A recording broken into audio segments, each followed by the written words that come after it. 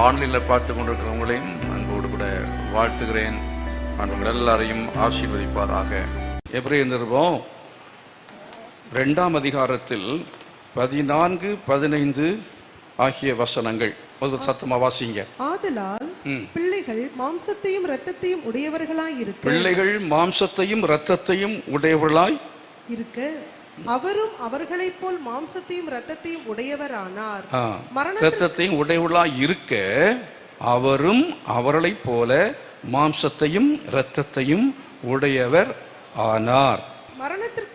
மரணத்துக்கு அதிகாரியாகிய பிசாசானவனை தமது மரணத்தினாலே அழிக்கும்படிக்கும் ஜீவ காலமெல்லாம் மரண பயத்தினாலே அடிமைத்தனத்திற்கு உள்ளானவர்கள் யாவரையும் விடுதலை பண்ணும்படிக்கும் அப்படி ஆனார். ஆதலால் அவர் தாமே சோதிக்கப்பட்டு பாடுபட்டதினாலே, அதுல 2 ஆதலால் இருக்கு.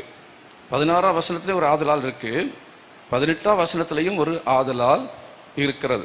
ரெண்டுமே அர்த்தமுள்ளதுதான். ஆதலால் அவர் தேவ தூதருக்கு உதவியாக கை கொடாமல் ஆபிரகாமின் சந்ததிக்கு உதவியாக கை கொடுத்தார். அப்புறம் அன்றியும் அவர் ஜனத்தின் பாவங்களை நிவர்த்தி செய்வதற்கு ஏதுவாக தேவ காரியங்களை குறித்து இரக்கமும் உண்மையும் உள்ள பிரதான ஆசாரியராக இருக்கும்படிக்கு எவ்விதத்திலும் தம்முடைய சகோதரருக்கு ஒப்பாக வேண்டியதாய் இருந்தது. அடுத்தது 18ஆம் வசனம்.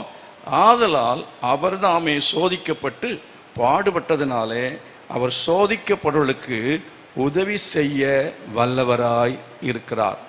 இந்த எபிரேயர் நிருபத்தை ஆக்கியோன் இதில் எழுதியிருக்கிற காரியத்தை நம்ம இந்த குட் ஃப்ரைடே சம்பந்தமாக நம்ம தியானிக்க வேண்டிய விதமாக எடுத்துக்கொள்ளும், அதாவது செய்தியாக நம்ம எடுத்துக்கொள்ளும் என்றால், கர்த்தராகிய இயேசு கிறிஸ்து ஏன் மாம்சத்தையும் இரத்தத்தையும் உடையவரானார்? அதனுடைய ஆன்சரில், அதனுடைய விடைகள், அதனுடைய பதில்களில் பல பதில்கள் உண்டு. அதில் ஒன்று என்னவென்று சொன்னால், இந்த வசனத்தில் சொல்லியிருக்கிறது. என்ன சொல்லியிருக்கிறது? 14ஆம் அல்ல 3 காரியங்கள் அதில் நீங்கள் பார்க்க முடியும்.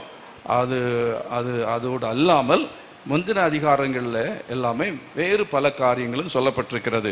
ஆகவே 12 குறிப்பாக இருக்கலாம், ஒரு 15 குறிப்பாக இருக்கலாம்.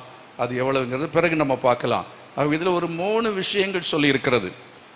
இந்த வசனத்தில் நம்ம பார்க்குற 3 காரியங்கள், ஒன்று என்னன்னா அழிக்க, 2வது என்ன விடுவிக்க, 3வது என்ன உதவி செய்ய. 16 உதவியாக, அதே போல 18 உதவி செய்ய அப்படின்னு இருக்கு. அழிக்க, விடுவிக்க, உதவி செய்ய.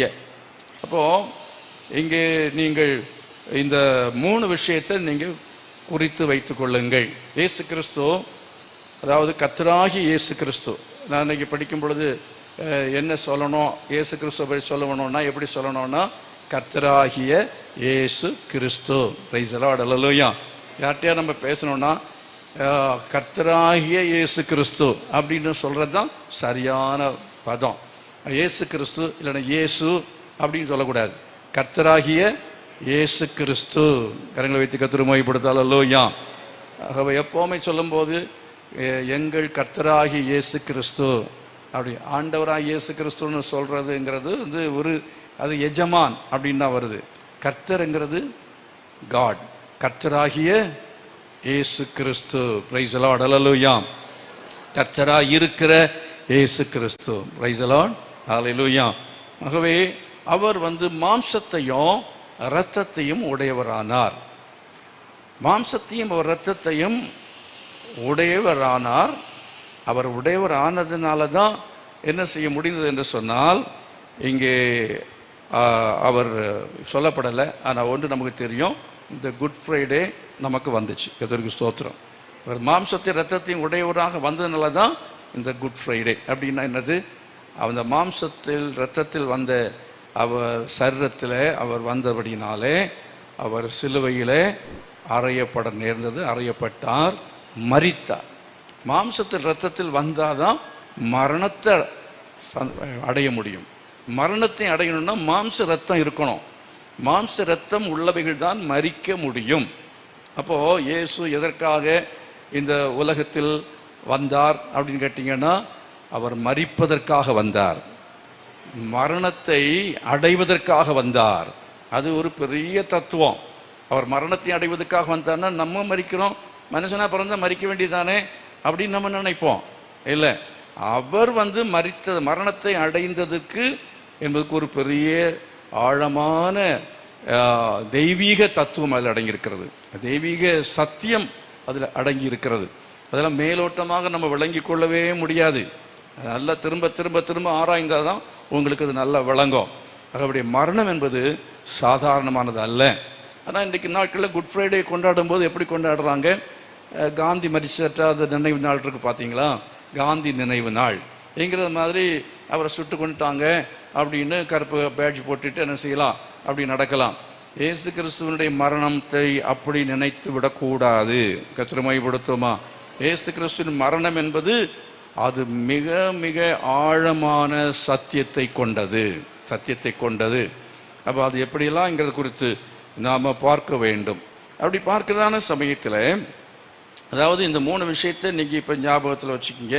அதிலிருந்து விரிவான விளக்கமான காரியங்கள் அதுக்கு பிறகு நம்ம என்ன செய்யலாம், அதை யோசிக்கலாம், பின்னால் யோசிக்கலாம். இன்றைக்கு நான் உங்களோட அதாவது இது அதுக்கு முன்னாலேருந்தே இன்னும் கொஞ்சம் முன்னாலே நான் வர விரும்புகிறேன். எங்கேருந்து இங்கே இதை படிக்க ஆரம்பிக்கலாம் அப்படின்னா, எபிரேயர் 1ஆம் அதிகாரத்திலிருந்தே நம்ம ஆரம்பிக்கணும். எபிரேயர் 1ஆம் அதிகாரத்திலேயே நீங்கள் 2வது வசனத்தை வாசித்து பாருங்க. எபிரேயர் 1ஆம் அதிகாரம் 2வது வசனம். இந்த கடைசி நாட்களில் குமாரன் மூலமாய் நமக்கு திருவுளம் பற்றினார். இவரை சர்வத்துக்கும் சுதந்திரவாளியாக ஏற்படுத்தினார். நான் தலைப்புகள் தான் இன்னைக்கு நான் சொல்ல முடியும். ஆகவே சுதந்திரத்தை மீட்க அவர் மாம்சத்தையும் இரத்தத்தையும் உடையவராக வந்து மரணத்தை அவர் ஏற்றுக்கொண்டார். கரங்களை வைத்து கர்த்தரை மகிமைப்படுத்துவோமா? வேதத்தில் நீங்க பார்த்தீங்கன்னா, சுதந்திரவாளி வந்தபோது அவரையும் என்ன செய்தார்கள், கொலை செய்தார்கள். இயேசு ஒரு ஓமையில சொல்லுவார். ஆகவே சுதந்திரம் அதுக்கு ஒரு உதாரணம் சொல்லுகிறேன். ரூத்தின் புஸ்தகம் ஏன் எழுதப்பட்டிருக்கிறது?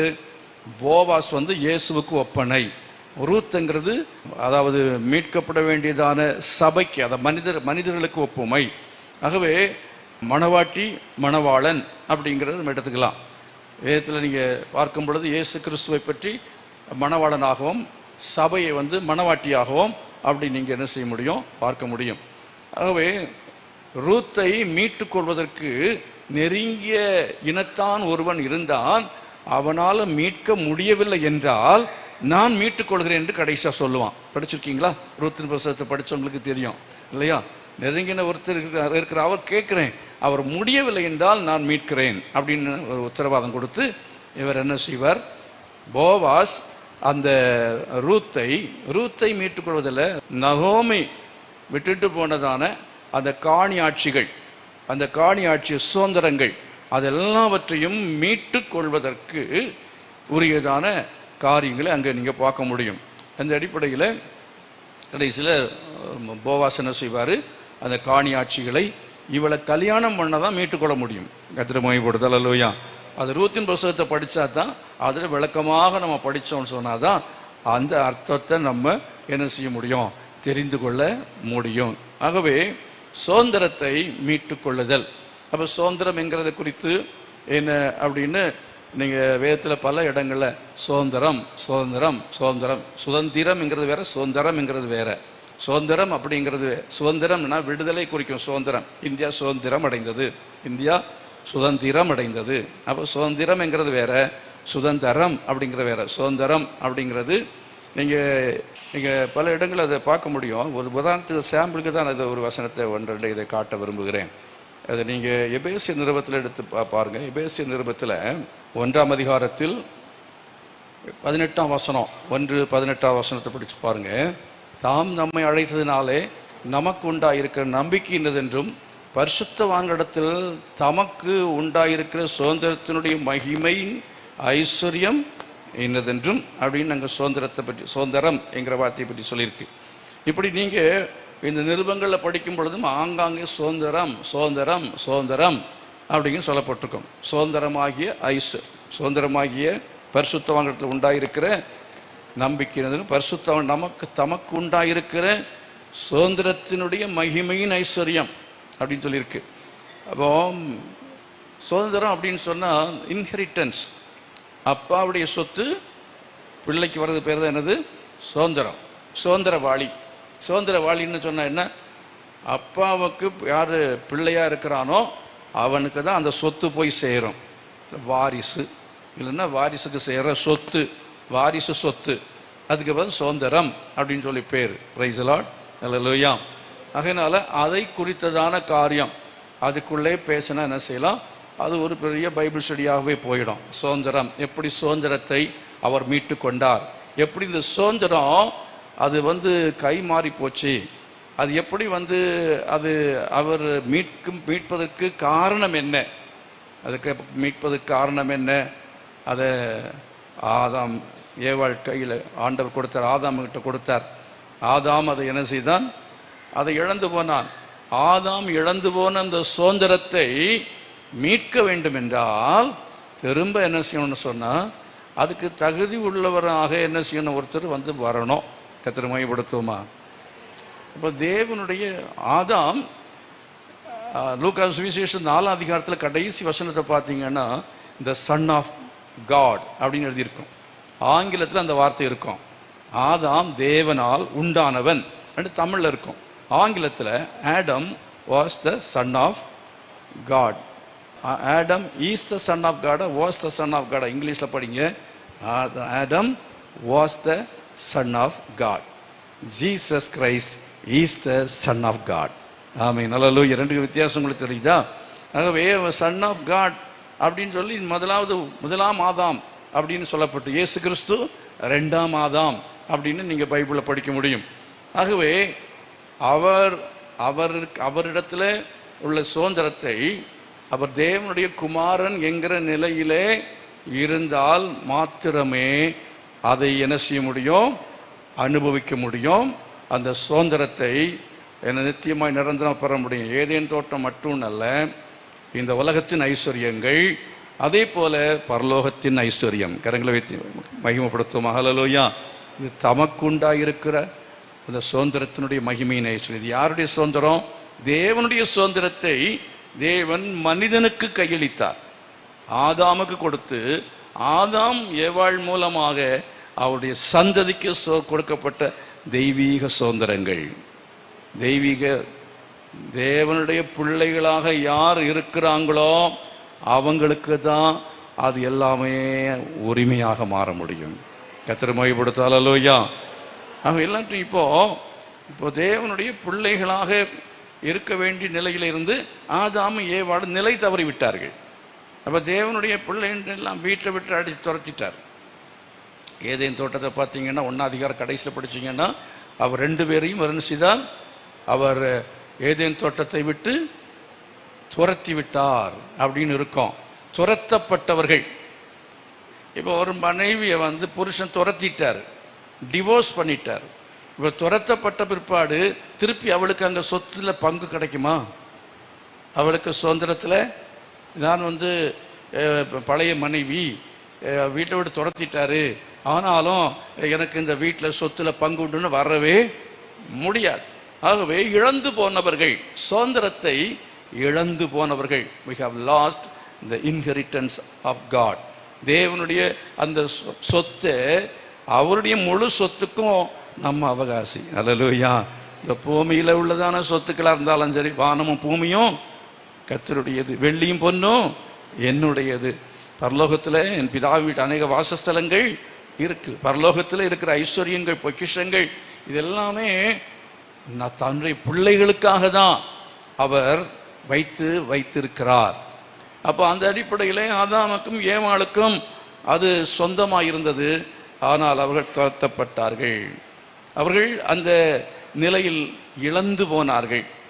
இழந்து போன அந்த நிலைமையில இருந்து அந்த சொத்துக்களை மீட்டு கொடுப்பதற்காக இந்த உலகத்தில் அதை மீட்டு கொடுக்க வேண்டும் என்று சொன்னால் என்ன செய்ய வேண்டும் அப்படிங்கிறது தான் இந்த எபிரேய நிருபக்காரன் 1-2 அதிகாரங்களில் அவர் எழுதுறாரு. 1-2 அதிகாரங்களில் அவர் எழுதுறாரு. அதுக்காக என்ன செய்கிறார் என்றால், இப்போ அவருக்கு பதிலாக இப்பொழுது இந்த சுதந்திரத்தை மீட்கும்படியாக இன்னொரு குமாரனாக தேவன் இவரை ஏற்படுத்தி இவருக்குள் அந்த சுதந்திரத்தை மீட்டு, இவருக்குள் சுதந்திரத்தை மீட்டு அப்படின்னு அர்த்தம் என்ன? இவன் நீதி அடைந்தாதான், நீதி இழந்து போன நீதி அடைந்தாதான் என்ன செய்ய முடியும் என்றால், அவன் பாவத்தின் சம்பளம் மரணம். நான் இப்போ சொல்கிறது கொஞ்சம் ஆழமாகவே போயிட்டு இருக்கிறது போல தெரியுது, எந்தாலும் புரிஞ்சிக்கவே தெரியல. பாவத்தின் சம்பளம் மரணம். அவன் செய்த பாவத்துக்கு தண்டனையை அவன் அடைந்து நரகத்துக்குரியவனாய் தள்ளப்பட்டு விட்டான். அவன் ஏதேனுக்கு புறம்பே தள்ளப்பட்டு விட்டான்னால் ஜட்ஜ்மெண்ட் எழுதி அவனை சீட்டை கிழிச்சாச்சு. இப்போ திரும்ப அவனை என்ன செய்ய வேண்டும் என்றால், குமாரனுக்குரிய அந்தஸ்திலே கொண்டு வர வேண்டும் என்றால் வேற வழியே கிடையாது, வேற வழியே கிடையாது, எந்த வழியுமே இல்லை. ஒன்ஸ் அந்த மரணத்தை அவன் அடைந்து மரித்து போக வேண்டியதான். அவனை தேவன் அந்த தண்டனையிலிருந்து விடுவித்தால் மாத்திரமே, தண்டனையிலிருந்து விடுவித்தால் மாத்திரமே, அந்த சிறையிலிருந்து விடுவித்தால் மாத்திரமே என்ன செய்ய முடியும் என்றால் சுதந்திரத்தை பெற்றுக்கொள்ள முடியும். இந்த சுதந்திரத்தை என்ன செய்ய முடியும்? பெற்றுக்கொள்ள முடியும். அப்போ அதிலிருந்து விடுவிக்க வேண்டும் என்றால் ஆதாமும் ஏவாளும் தன்னைத்தான் விடுவித்துக் கொள்ள முடியாது, தன்னைத்தானே விடுவித்துக் கொள்ள முடியாது. அதற்காகத்தான் என்ன செய்தார் என்றால், தேவன் இவரை என்ன செய்தார்? இந்த உலகத்துக்கு அனுப்பினார். தேவன் இவரை உலகத்துக்கு அனுப்பி ஆதாம் அடைய வேண்டிய அந்த மரணத்தை இவரை அடைய செய்து அல்லாவிட்டா தேவனே அதை ஏற்றுக்கொண்டு அந்த மரணத்தை அவர் அனுபவித்து அவர் முதலாவது நீதி உள்ளவராய் மாறினார். நம்மையும் அவர் நீதிமானாய் மாற்றினார். அவர் நீதிமான்கள் தான் அவருடைய சுதந்திரத்தை அடைய முடியும். அப்போ நம்ம பாவம் செய்து நீதியை இழந்து விட்டோம். இப்போ பாவம் செய்து நீதியை இழந்ததான மனுஷர்களுக்கு நமக்கெல்லாருக்கும் தேவன் சுதந்திரத்தை கொடுப்பார் என்றால் அவர் நீதி உள்ளவராக இருக்க முடியாது. இப்போ எத்தனை பேர் புரிஞ்சுக்கிட்டீங்கன்னு எனக்கு தெரியல. நீதியை இழந்து விட்டோம் நாம் பாவம் செய்ததுனாலே. யார் மூலமாக? ஆதாம் முதல் மனுஷன் பாவம் செய்ததுனாலே அவனுக்குள் நம்ம எல்லாருமே மனுஷ சந்ததி எல்லாமே நீதியை இழந்து விட்டோம். நாம் ஆக்கப்பட்டு விட்டோம். பாவிகள் ஆக்கப்பட்டு தான் நமக்கு. அதனால தான் பாருங்க, முள்ளும் குறுக்கும் உழைக்கும் சொன்னார். உனக்கு வேதனையோட பிள்ளை பெறுவாய், வேதனை கூட்டுவேன்னு சொன்னார். அதே போல இந்த உலகத்தில் என்னன்னா தரித்திரம், வறுமை, இது எல்லாமே என்னன்னா மனுஷன் பாவியாய் மாறினதுனால அவனுக்கு ஏற்பட்ட விளைவு. தேவனுடைய சுதந்திரம் அவனுக்கு இல்லை, தேவனுடைய சுதந்திரம் இல்லை, தேவனுடைய மகிமை இல்லை. இப்படி அதை நிறைய பேசிட்டு போகலாம். ஆகவே இந்த சுதந்திரம்ங்கிற வார்த்தையும் பட்டும் பார்க்கும் பொழுதே தேவனுடைய சுதந்திரத்தை இழந்து போனவன், அதை அனுபவிக்க தகுதி இல்லாதவன். இன்றைக்கும் நம்ம என்னன்னா வாழ்க்கையில் ஒன்றும் இல்லாமல் இருக்கிறோம். வசதி இல்லை, வாய்ப்பு இல்லை, வியாதி, பல விதமான கஷ்டத்தில் இருக்கிறோம். செய்கிற காரியங்கள் வாய்க்கல, ஏன் சாபத்தில் இருக்கிறோம். அப்படி என்றால் நம்ம என்ன செய்கிறோம்னு சொன்னால், நேரடியாக சுதந்திரத்தை சும்மா ஜஸ்ட் கேட்டு அவர்கிட்ட கேட்டு வாங்கிக்கலான்னு வந்திருக்கிறீங்க. இது எப்படின்னா பிச்சைக்காரன் பிச்சை கேட்கறது போல. இப்போ சாப்பாடு இல்லை, நமக்கு பசியாக இருக்கு. இப்போ பிள்ளைக்கு என்னன்னா அவன் போய் என்ன செய்வான், வேணுங்கிறத எடுத்து சாப்பிடலாம். ஃப்ரிட்ஜில் இருக்கும், அங்கே இருக்கு, இங்கே இருக்கும். உரிமையாச்சு, ஏமா இதுதானே, வேற ஒன்றும் இல்லையா அப்படிங்கப்பா. அங்கே இருக்குப்பா, போகிற அங்கே இருக்கு, இன்னும் மட்டன் இருக்கு, சிக்கன் இருக்கு, கோழி ரோஸ்ட்டு 65 இருக்கு, எல்லாமே இருக்கு. ராஜா வீட்டு பிள்ளைக்கு இது எல்லாமே இருக்கும், அப்படிதானே? ஆமாம், அதெல்லாம் இருக்கும். ஆனால் பிச்சைக்காரன் வெளியே தான் நிற்போம். அம்மா பசிக்கு சோறு போடு, அம்மா பசிக்குது சோறு போடு அப்படின்னு வெளியே நின்று கேட்பான். கேட்கும் பொழுது அவனுக்கும் கிடைக்கும். பழைய சோறு கொஞ்சம் இருக்கிறத எடுத்து அந்த அம்மானுக்கு போட்டு கொடு அப்படின்னு பழைய சோறு கொஞ்சம் கிடைக்கும். இல்லை அந்த சிக்கன் 65 எல்லாம் உட்கார வச்சு எல்லாத்தையும் அவங்க போடுவாங்களா? கொடுக்க மாட்டாங்க. சில சமயத்தில் ஞாயிற்றுக்கிழமை சர்ச்சுக்கு வரதும் அப்படித்தான். நிறைய பேர் ஞாயிற்றுக்கிழமை சர்ச்சுக்கு வரதும் போனால் எனக்கு ஏதாவது கிடைக்கும், கல்யாணம் நடக்கணும், என் பிள்ளைக்கு நடக்கணும், அது ஒரு குழந்தை வேணும், இந்த மாதிரி ஆண்டவர்கிட்ட பிச்சை கேட்க வந்திருக்கிறோம். அதனால் ஆண்டவர் என்ன சொன்னார் தெரியுமா? முதலாவது தேவனுடைய ராஜ்யத்தையும் அது நீதியும் தேடுங்கள். நல்லா கோட் பண்ணிக்கங்க, நீதியை தேடுங்கள். என்ன தேடுங்க? நீதியை தேடுங்கள். நீதியை தேடி நீங்கள் நீதிமானாய் மாறுங்கள். அப்பொழுது இவைகளெல்லாம் உங்களுக்கு கூட கொடுக்கப்படும். அப்போ இவைகள் மட்டுமல்ல, தேவனுடைய ராஜ்யமும் கொடுக்கப்படும். கர்த்தரை மகிமைப்படுத்தும். அல்லேலூயா. அதான் ராஜ்யத்தை முதலாவது தேடு, அப்புறம் இவைகளுக்காக நீ என்ன செய், இவைகளை தேடாதே, நீதியை தேடு. அப்படி நீதியை அடைவது எப்படி என்பதை தேட வேண்டும். நீதிமானாய் மாறுவது என்பது எப்படி என்பதை தேட வேண்டும். அப்ப நீதிமானாய் மாறுவது எப்படி? என்ன செய்யணும்? ஏழைகளுக்கு உதவி செய்ய வேண்டும், அப்பா அம்மாவுக்கு சோறு போடணும், அப்புறம் பிச்சைக்காரங்களுக்கு பிச்சை போடணும்.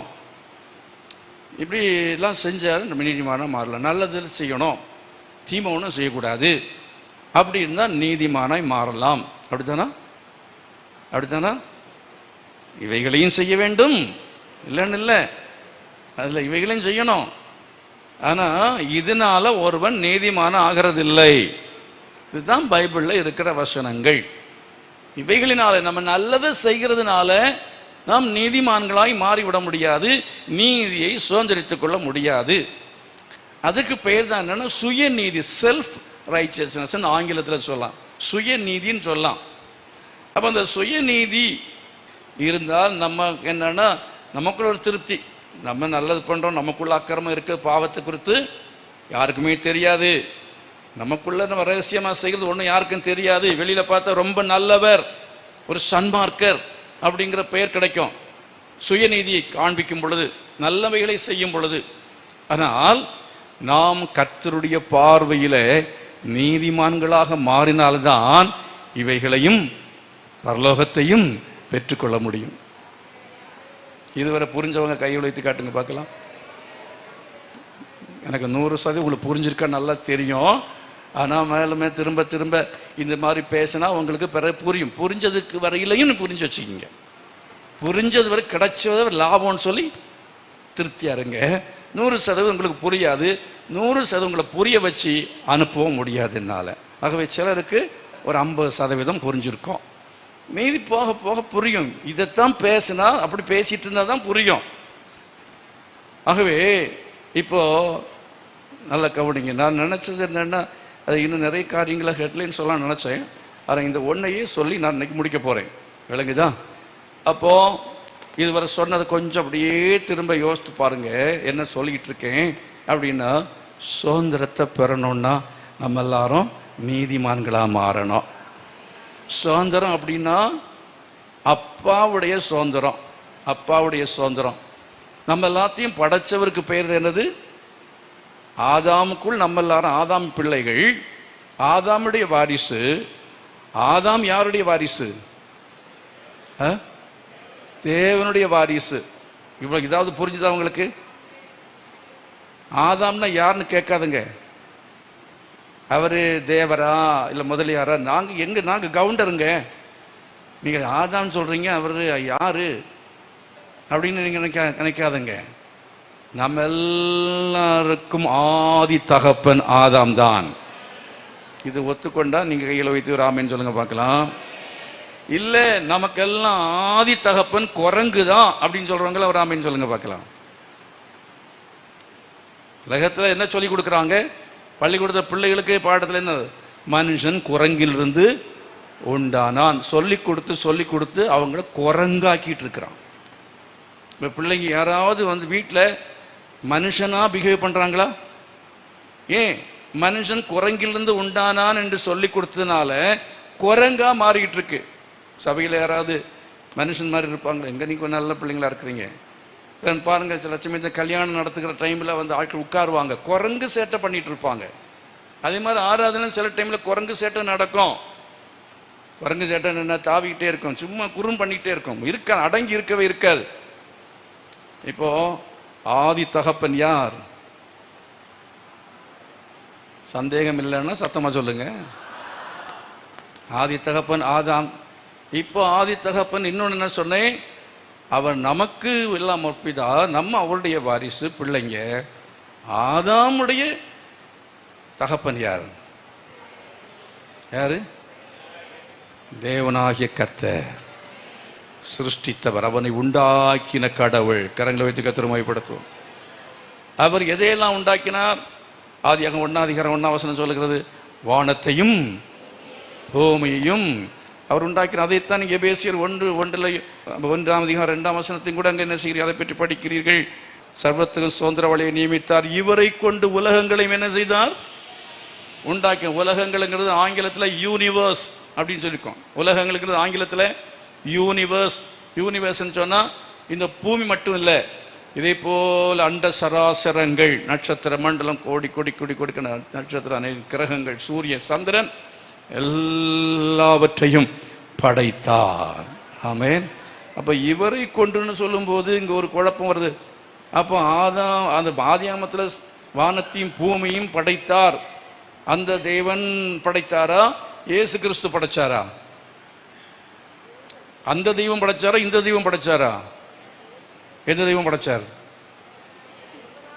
அவர் தான் இவர், இவர் தான் அவர். கர்த்தரை மகிமைப்படுத்துவோமா? இவர் இயேசு என்றால் மனுஷகுமாரனாக இந்த உலகத்துக்கு தன்னை வெளிப்படுத்தினவர். அடுத்தது கிறிஸ்து என்றால் தேவகுமாரனாக இந்த உலகத்தில் வெளிப்படுத்தினவர். இயேசு கிறிஸ்து என்றால் அவர் கர்த்தராயிருக்கிறவர். அவர் தான் கர்த்தராயிருக்கிறவர், அவர் தான் தேவன். அதை நீங்கள் வேதத்தில் படிக்க முடியும். எங்கே? யோவான் சுவிசேஷத்தில் படிக்கும் பொழுது, ஆதியிலே வார்த்தை இருந்தது, அந்த வார்த்தை தேவனுக்கு இருந்தது, அந்த வார்த்தை தேவனா இருந்தது, உண்டானதென்றும் அவரால் எல்லாம் என்ன செய்யவில்லை, உண்டாகவில்லை. அவர் மாமிசமாகி, அந்த வார்த்தை மாமிசமாகி மனுஷருக்குள்ளே என்ன செய்தார்? வாசம் பண்ணினார். அவருடைய மகிமை பிதாவின் மகிமைக்கு ஏற்றதாயிருந்தது. அப்போ பிதாவின் மகிமை சொல்லும் பொழுதே ஒரு குழப்பம் அங்கே வரும். என்ன குழப்பம்? அப்போ அவர் இவருக்கு எப்போ அவர் அப்பாவானார்? இப்போ இவ்வளோ நேரம் என்னன்னா ஆதாமுக்கு தான் அப்பாவா இருந்தார். யாரு? தேவன். இப்போ இவருக்கு எப்போ அப்பாவா மாறினார் என்கிறது அடுத்த பிரச்சனை. இப்போ இவர் என்னவென்றால், இவரை தேவன் நினைச்சார் அப்பா, அதாவது மகன் ஸ்தானம் என்று ஒன்றை உருவாக்கி, மகனுடைய ஸ்தானம், மகன் என்கிறது ஆதாமுக்கு பதிலாக சர்வத்தையும் சுதந்திரிப்பதற்கு, சுதந்திரத்தை மீட்பதற்கு ஒரு சுதந்திரவாளி தேவை என்பதனாலே தேவன் என்ன செய்தார் என்று சொன்னால், மாமிசத்திலே வெளிப்படுவதற்காக, மாம்சத்தன்னை வெளிப்படுத்துவதற்காக ஒரு தீர்மானத்தை பண்ணி என்ன செய்தார் என்றால், அவர் பிதா குமாரன் என்கிற ஒரு ஏற்பாட்டை அவர் செய்தார். கரங்களை வைத்து கர்த்தரை மகிமைப்படுத்தால் அல்லேலூயா. இப்போ இதை எப்படி விளங்கிக் கொள்வது? அப்போ ஒரு மனுஷன் எப்படி ஒரே ஆளாக இருக்க முடியும், ரெண்டு பேராக இருக்க முடியும்? ஒரே ஆளாக இருக்கிறது எப்படி, ரெண்டு பேராக இருக்கிறது எப்படி? தேவன் எப்படி இருக்கிறார் அப்படிங்கிறது அப்போ போயிட்டு இருந்து இப்படி தான் நான் போயிட்டே இருப்பேன். தேவன் எப்படி இருக்கிறான்னு படுக்கணும். தேவன் எப்படி இருக்கிறார்? தேவன் எப்படி இருக்கிறார்? தெரிஞ்சவங்க சத்தமா சொல்லுங்க. தேவன் ஆவியா இருக்கிறார் அப்படிங்கிறதெல்லாம் கை வைத்து சொல்லுங்க. தேவன் எப்படி இருக்கிறார்? அதனால தான் நம்ம குரங்கு மாதிரி இல்லைன்னா எது கல்லு மாதிரி எதையுமே செஞ்சு வைக்கல. இங்க மரியாள் மாதிரி தெய்வம் இல்லை, இயேசு உருவத்திலே இங்கே நம்ம வைக்கிறதுக்கு காரணம் தேவன் ஆவியாயிருக்கிறார். தேவன் சொன்னாலே அவர் ஆவியானவர், ஆவியாயிருக்கிறவர். இதெல்லாம் ஒரு வார்த்தையில் நீங்கள் விளங்கி கொள்ளுறது இல்லைன்னு தெரியும். ஆனால் கொஞ்சம் கொஞ்சம் கொஞ்சமாக விளங்கிக்கிறதுக்கு தான் இப்படி தான் வசனங்களை என்ன செய்யணும், எடுத்து சொல்லணும். ஆகையினால ஆவியா இருக்கிற தேவன் இந்த உலகத்தில் என்ன செய்ய வேண்டும் என்று சொன்னால், சுதந்திரத்தை மீட்டுக்கொள்ள வேண்டும் என்று சொன்னால் என்ன செய்ய வேண்டி இருக்கிறது? முதலாவது அவர் நீதி உள்ளவராக மாறணும். அவர் நீதி உள்ளவராய் தன்னை வெளிப்படுத்த வேண்டும். தன்னை நீதி உள்ளவர் என்று வெளிப்படுத்த வேண்டும். நான் சொன்னது உங்களுக்கு புரியாது. அப்போ அவர் நீதி உள்ளவர் இல்லையா? அவர் நீதியில் கொஞ்சம் பிரச்சனை ஏற்பட்டுச்சு. என்ன பிரச்சனை? இந்த மரத்தின் கனியை புசிக்கும் நாளிலே பாவத்தின் சம்பளம். சொன்னவர் செஞ்சாரா? சொன்னவர் செஞ்சாரா? செய்யல. இப்போ அது பெண்டிங்ல இருக்கு. அது கணக்கு எங்க இருக்கு? பெண்டிங்ல இருக்கு. அப்ப அவனை வந்து நீதி உள்ளவன் இல்லை. யாரு? மனுஷன் நீதி உள்ளவன் இல்லை. இப்ப நீதி இழந்து போன மனுஷன், அவன் நிமித்தமா இப்போ தேவன் என்ன செய்யறார்னா, அவனை கொன்று போடாமல் பாவத்தின் சம்பளத்தை கொடுக்காதனால இவரை குற்றப்படுத்துவதற்கு சாத்தானுக்கு அதிகாரம் உண்டு. சாத்தானுக்கு என்ன உண்டு? அதிகாரம் உண்டு. ஆகையினால இன்னொன்னு, இந்த மனுஷன் ஆண்டவர் நேசித்து தான் என்ன செய்கிறார்? இதை செய்கிறார். அவர் தன்னை என்ன செய்கிறார்? தன்னுடைய நீதியை அவர் இப்போ அடகு வச்சிட்டு இருக்கார். சாத்தான்கிட்ட அடகு வச்சுட்டார். எது? அவர் தன்னுடைய நீதியை சாத்தான்கிட்ட அடகு வச்சுட்டார். இப்போ சாத்தான்கிட்ட அடகு வச்சுதான் நீதியை மீட்டு கொள்ளணும் அப்படின்னு சொன்னாதான் இந்த காரியங்கள்லாம் செய்ய வேண்டியது இருக்கிறது. இந்த கவனிங்க, இப்போ அவர் நீதியை திரும்ப பெறணும்னா அவர் என்ன செய்ய வேண்டியிருக்கிறது? மரணத்தை நிறைவேற்ற வேண்டும். பாவத்தின் சம்பளமாகிய மரணத்தை என்ன செய்யணும்? அதை நிறைவேற்றணும்னு சொன்னா என்ன வேணும்? ஆவியில மரிக்க முடியுமா? ஆவியா இருக்கிற தேவன் மரிக்க முடியுமா? மாம்சத்தில் வந்தாதான் மரணத்தை நிறைவேற்ற முடியும். அதாவது அவர் தன் நீதியை அடகு வச்ச நீதியை திரும்ப பெறணும்னா என்ன செய்யணும்? சொன்ன சொல்ல நிறைவேற்றணும். அவர் பாவத்தின் சம்பளத்தை என்ன செய்யணும்? கொடுக்கணும். கவனிங்க, முக்கியமானது கடைசி சொல்லி முடிக்கிறேன். இன்னைக்கு கேட்டால் தான் உங்களுக்கு இவ்வளோ நேரம் சொன்னது வந்து பிரயோஜனப்படும். பாவத்தின் சம்பளத்தை கொடுக்கணும், அவனுக்கு மரணத்தை கொடுக்கணும் மனுஷனுக்கு. அது நிறுத்தி வச்சிருக்கார். அதை அவர் கொடுக்கவில்லை. அப்படி இருக்கும்போது இவர் நீதி உள்ளவராக இருக்க முடியுமா? முடியாது. அப்படின்னால் பாவத்தின் சம்பளத்தை அவர் நிறைவேற்ற என்ன செய்யணும்? என்ன செய்யணும்?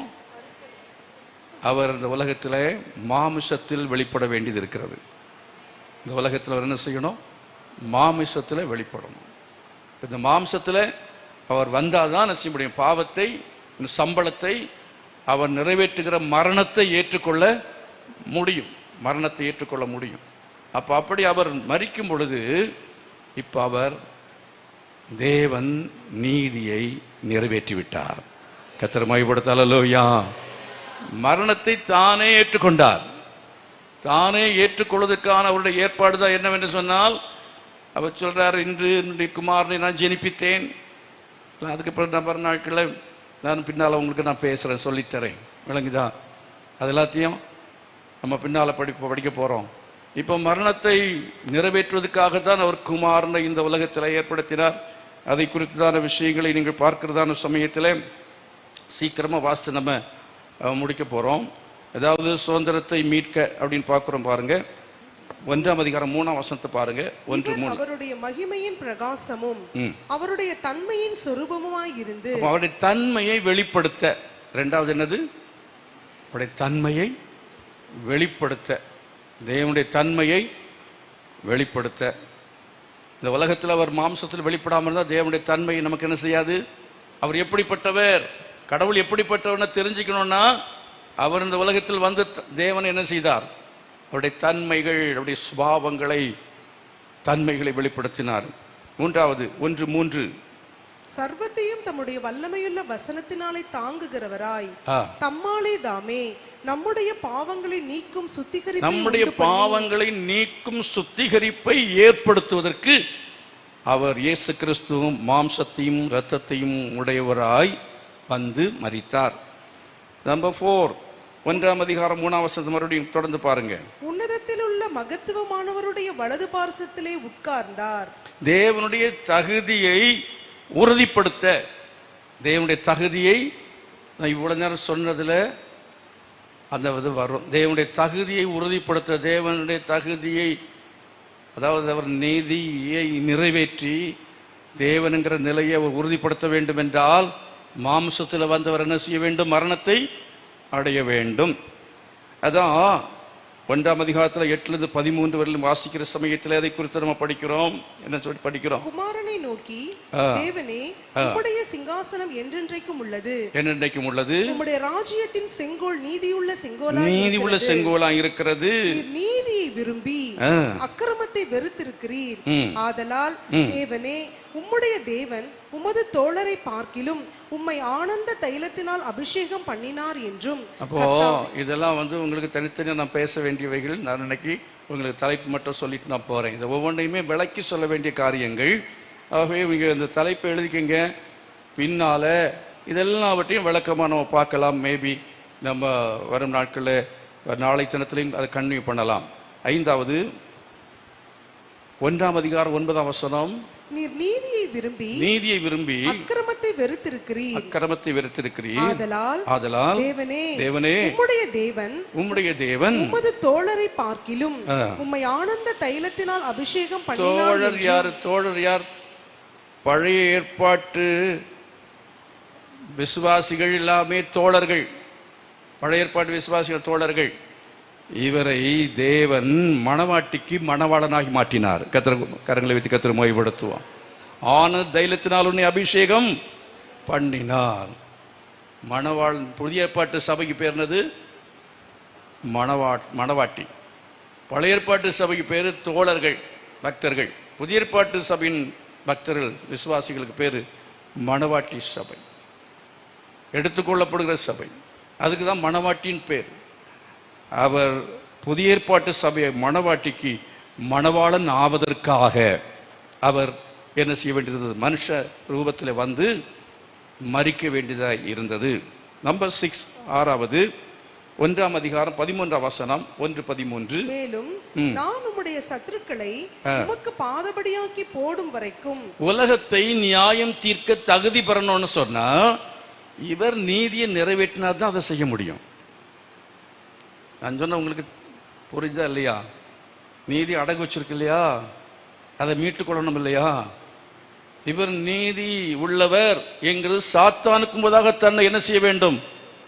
அதை நிரூபிக்க வேண்டும் என்று சொன்னால் அவர் என்ன செய்ய வேண்டும்? பாவத்தை, சம்பளமாகிய மரணத்தை மாம்சத்தில் வந்து என்ன செய்ய வேண்டும்? நிறைவேற்றியாக வேண்டும். அப்படி என்று சொன்னால்தான் இவர் நியாயம் தீர்க்க தகுதி உள்ள, உலகத்தை நியாயம் தீர்க்க முடியும்.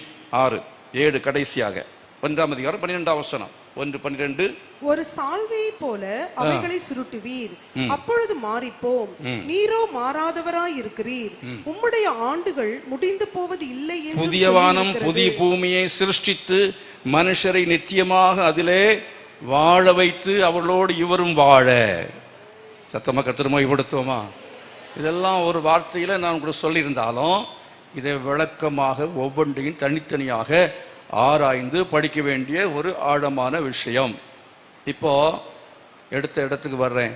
எல்லாம் சுதந்திரத்தை மீட்டு கொள்வதற்காக அவர் தன்னை நீதி உள்ளவர் ஆக்கி கொண்டு, அப்புறம் அவர் தன்னுடைய, அதாவது குமாரன்ங்கிற பெயரில் இந்த உலகத்தில் வந்து அவர் முதற்பெயரானவராக என்று சொல்லப்பட்டிருக்கு. இவரை நீங்கள் படிக்கும் பொழுது முதற்பெயரானவரை இந்த உலகத்துக்கு அனுப்பினார் அப்படின்னு சொல்லி முதற்பெயரானவராக வந்ததுனால இப்போ எல்லா சுதந்திரத்தையும் யார் மீட்டு கொண்டது?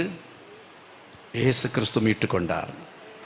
இயேசு கிறிஸ்து எல்லாவற்றையும் மீட்டு கொண்டார். நீதியை நிறைவேற்றி, ரொம்ப முக்கியமாக டவுன் பண்ணிக்க, நீதியை நிறைவேற்றி, ஆதாம் நிறைவேற்ற முடியாத நீதியை நிறைவேற்றி அவர் இழந்து போன சுதந்திரங்களை எல்லாவற்றையும் மீட்டு கொண்டார். கரங்களை வைத்து கத்திரமாய் விடுதல். அல்லேலூயா. இப்போ சொல்றேன், அவர் மீட்டது எனக்கு என்ன பிரயோஜனம்? இப்போ இவரை விசுவாசித்தால், கர்த்தர் இயேசு கிறிஸ்துவை விசுவாசிக்கிற சமயத்தில் தேவனுடைய பிள்ளைகளாக நாம் எல்லாரும் மாறுகிறோம். இவர் மூலமாக நமக்கு எல்லா சுதந்திரமும் கிடைக்கிறது. கொஞ்சமாவது விளங்கிச்சு சொல்றவங்கெல்லாம் கை வைத்து காட்டுங்க பார்க்கலாம். 50% விளங்குச்சுங்கிறவங்கெல்லாம், 25% தான் விளங்கிச்சுங்கிறவங்க கொஞ்சம் பேர், ஒன்றுமே விளங்கலைங்கிறவங்க சொல்ல மாட்டீங்க. ஆனால் நிறைய பேருக்கு ஒன்றும் விளங்கி இருக்காது. விளங்காதுங்கிறதுக்காக இவைகளை பேசாமலே மேலோட்டமாக சொல்லிட்டு போனால் விளங்காமலே தான் இருப்போம், விளங்காம தான் இருப்போம். ஆகவே இப்படி காரியங்கள் என்ன செய்ய வேண்டும்? விளக்கி சபையிலே சொல்வதற்கு, படிப்பதற்கு நாம் நம்மை ஆயத்தப்படுத்திக் கொள்ளும் பொழுது நிச்சயமாகவே நம்முடைய வாழ்க்கையில் நம்ம உண்மையான கிறிஸ்தவர்களாக மாற முடியும், உண்மையான விசுவாசிகளாய் மாற முடியும். எல்லாம் தேவ சமூகத்தை எழுப்பி நிற்போமா? எல்லாம் எழுப்பி நிற்போம்.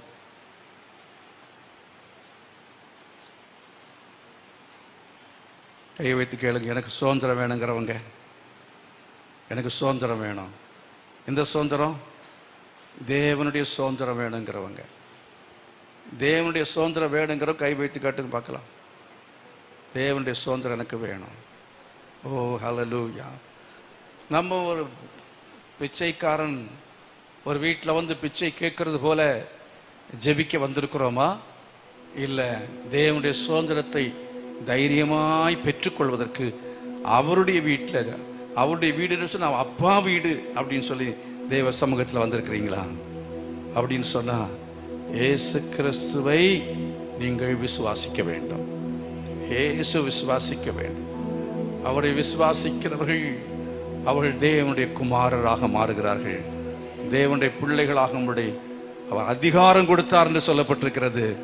தேவனுடைய பிள்ளைகளாக மாறினவர்கள் அந்த அந்தஸ்தை காத்து கொள்ளும் பொழுது மறுபடியும் நாம் துரத்தப்படாதபடிக்கு தேவ பிள்ளை என்கிற இந்த ஸ்தானத்திலே நாம் இருப்போம் என்று சொன்னால் இந்த இம்மையிலும் மறுமையிலும் தேவனுடைய சுதந்திரத்தை நிறைவாய் பெற்று அனுபவிக்க போகிறோம். நம்ம ஒரு நாளும் நாம் உலகத்துள்ள மக்களைப் போல இருக்க வேண்டிய அவசியமே இல்லை. கர்த்தர் நம்மை ஐஸ்வர்யவான்களாக மாற்றுவார். எல்லா நிலையிலும் நம்மை ஐஸ்வர்யவான்களாக மாற்றுவார். தேவன் நம்மை குறைவற்றவர்களாக மாற்றுவார். தேவன் நம்மை ஆசீர்வதிப்பார். கரங்களை கொட்டி எல்லாம் கர்த்தரை மகிமைப்படுத்த. ஹல்லேலூயா.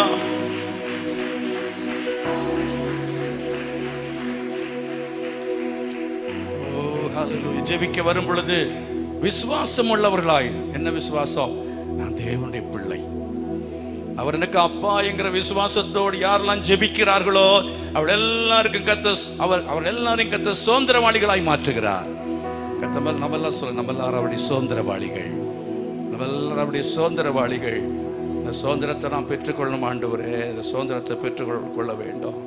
ஓ ஹல்லேலூயா. உமக்கு ஸ்தோத்திரம் தகப்பனே. உம்முடைய நாமத்தில் நாங்கள் கர்த்தாவே ஜெபிக்கிறோம்.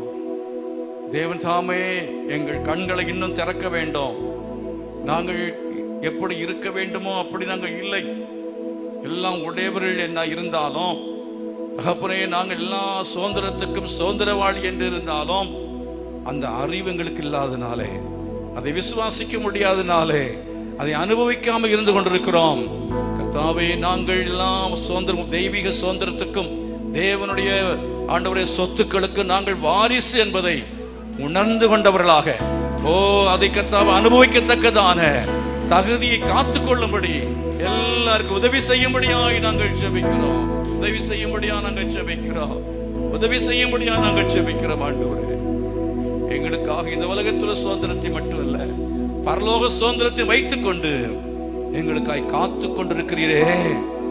வலது பாரசத்தில் வீட்டிருக்கிறீரே, அந்த வலது பாசி இருக்கிறவே மேலானவைகளை தேட எங்களுக்கு உதவி செய்யும்படியாய் நாங்கள் ஜெபிக்கிறோம். பூமியில் உள்ளவைகள் அல்ல, மேலானவைகளையே தேட வாஞ்சிக்க எங்களுக்கு கிருபை செய்யும். கரங்களை எங்களை தருகிறோம். தொடர்ந்து வர நாட்களில் கர்த்தாவே நீர் இந்த சத்தியங்களுக்குள்ளே ஆழமாய் நடத்துவீராக. இயேசுவின் நாமத்தில் பிதாவே, ஆமென். என் ஆத்துமாவே கர்த்தரை ஸ்தோத்திரி, என் முழு பரிசுத்த நாமத்தை ஸ்தோத்திரி. என் ஆத்துமாவே கர்த்தரை ஸ்தோத்திரி, கர்த்தர் செய்த சகல உபகாரங்களையும் மறவாதே. ஆமென். Praise the Lord. Hallelujah. God bless you.